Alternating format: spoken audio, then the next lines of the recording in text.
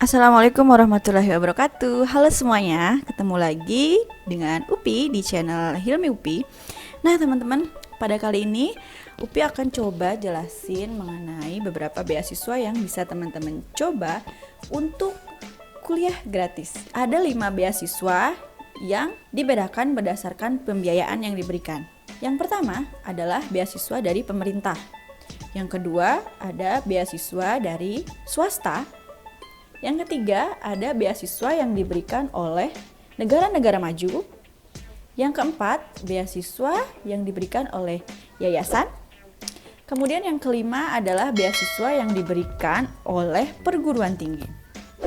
Nah, penasaran kan? Kita cek satu-satu ya.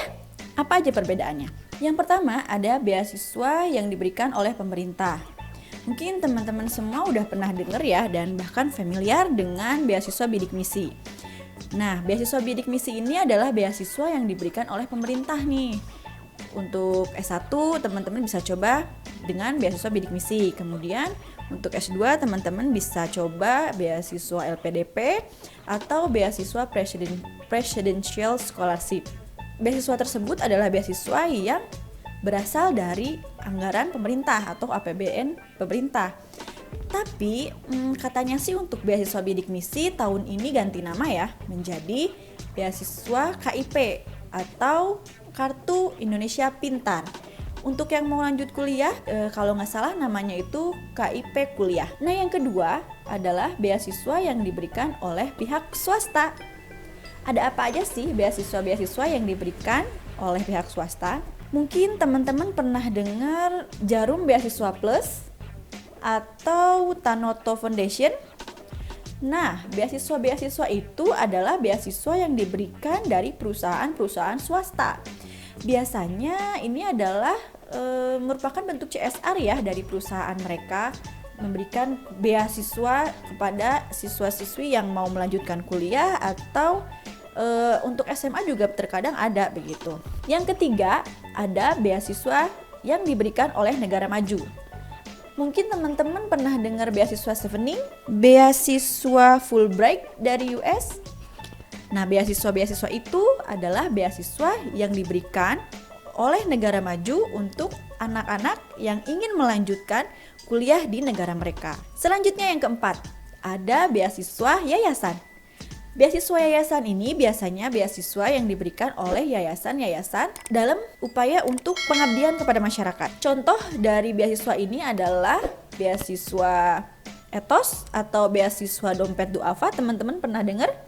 Kemudian yang terkenal lagi yang lainnya ada beasiswa Habibie Center atau Ainun Bright. Nah, itu juga biasanya memberikan beasiswa atau memberikan biaya kuliah gratis kepada siswa-siswi yang ingin melanjutkan ke perguruan tinggi. Selanjutnya, yang terakhir adalah beasiswa perguruan tinggi. Nah, beasiswa perguruan tinggi ini biasanya diberikan oleh perguruan tinggi untuk menarik mahasiswa berprestasi dari SMA.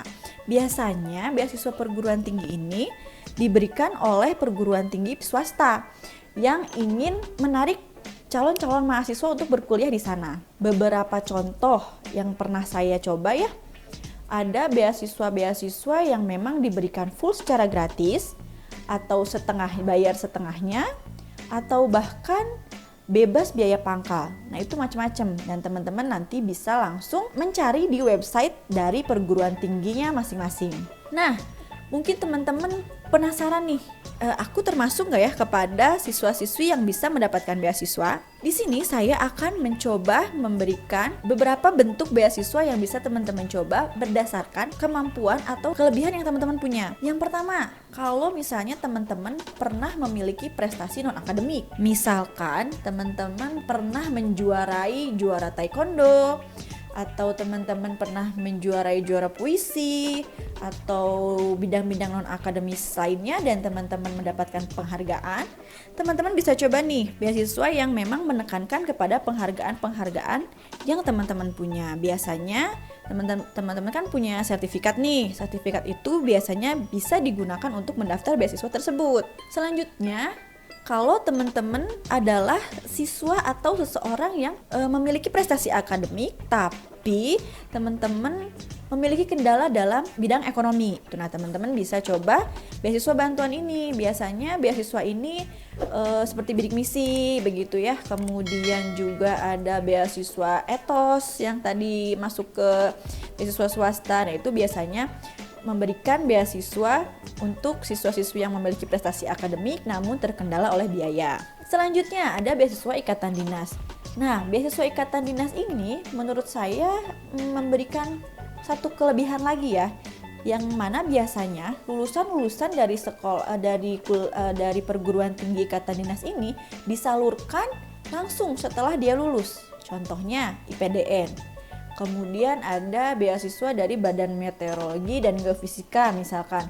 Nah, biasanya universitas-universitas ini menyalurkan langsung lulusannya. Jadi teman-teman ketika udah lulus, sekolahnya gratis, dapat uang saku, kemudian ketika lulus teman-teman bisa langsung bekerja gitu. Nah, biasanya bekerjanya itu berdasarkan dengan job desk-nya atau berdasarkan dengan ikatan dinasnya. Namanya juga ikatan dinas begitu ya. Contohnya IPDN. Kalau teman-teman lulus dari IPDN nih, nanti teman-teman bisa disalurkan atau bisa langsung bekerja di perusahaan yang memiliki ikatan dinas langsung dengan IPDN. Contohnya kantor gubernur, kemudian kecamatan-kecamatan di seluruh Indonesia. Nah, teman-teman nanti langsung ditugaskan di perusahaan atau di instansi yang ditujukan oleh IPDN tersebut. Ada kesempatan lain untuk mendapatkan beasiswa kalau misalnya teman-teman itu punya bakat-bakat lain. Contohnya misalnya teman-teman punya keahlian khusus. Kayak misalnya pernah menjuarai Olimpiade Fisika, kemudian pernah menjuarai juara-juara internasional yang lainnya. Nah, teman-teman juga bisa mencari beasiswa atau mencari sumber-sumber beasiswa yang memang menekankan kepada keahlian tersebut. Nah, itu tadi beasiswa-beasiswa yang bisa teman-teman coba berdasarkan pembiayaan dan berdasarkan kepada bentuk pembiayaannya.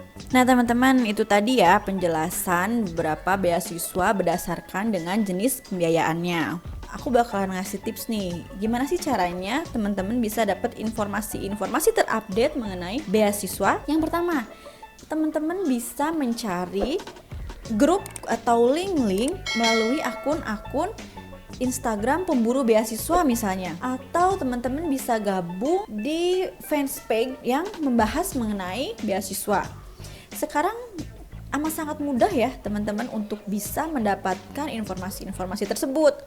Nah, kalau misalnya teman-teman udah dapat nih informasi-informasinya, jangan lupa teman-teman catat tanggal kapan dibukanya beasiswa tersebut, kemudian apa persyaratannya, terus juga setelah kita catat persyaratannya apa, jangan lupa langsung take action. Jangan cuma ditulis aja dan jangan cuma jadi angan-angan aja. Ketika teman-teman sudah mencoba, maka teman-teman punya dua kemungkinan. Yang pertama, teman-teman punya kemungkinan untuk berhasil. Yang kedua, teman-teman punya kemungkinan untuk gagal. Nah, kalau misalnya teman-teman gak coba, teman-teman tetap tidak mempunyai peluang dan teman-teman gak pernah tahu teman-teman bisa berhasil atau gagal. Mungkin itu aja yang bisa dibagikan kali ini. Mudah-mudahan di next video kita bisa memberikan informasi yang lebih beragam lagi ya teman-teman. Kalau ada pertanyaan atau ada yang ingin dibahas, boleh komen ya. Assalamualaikum warahmatullahi wabarakatuh.